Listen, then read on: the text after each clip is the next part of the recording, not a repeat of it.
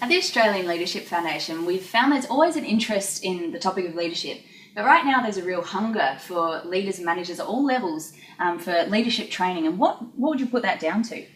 I think in many ways, some of the old ways don't work in these new times. We've got massive demographic change, we've got growing population and shrinking workforce in terms of the aging workforce, and so that means that people have to get more done with fewer people. And the old large teams and hierarchical structures don't work in a flat and smaller workplace. We've also got a lot of generational change going on in the workforce at the moment, with more and more baby boomers reaching that retirement age, and so more Gen Ys and increasingly going to be Gen Zs entering the workforce as well. Yeah, exactly. So if you look at the demographic change, the generational change, just the cultural change and what people expect in the workplace, it means that leaders need to lead and create teams and shape the culture in different ways.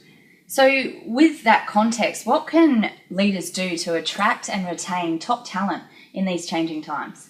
I think the first thing is to create an environment where the people feel that they belong, that they fit in, they're accepted. They don't have to prove themselves or show through politics or other issues why they belong there. They're just accepted.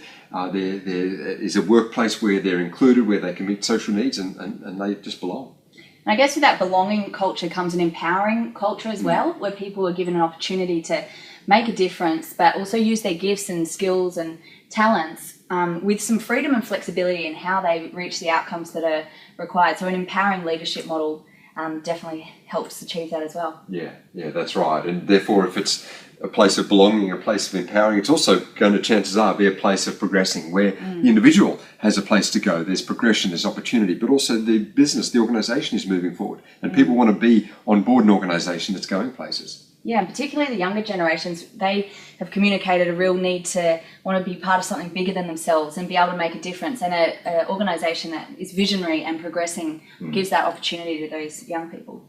True, and so I guess the point is that for leaders, they're on a non-stop quest for relevance, and they have to adjust what they're doing based on the times and the trends and the generations to really thrive in these times of rapid change and so grow their organisations effectively.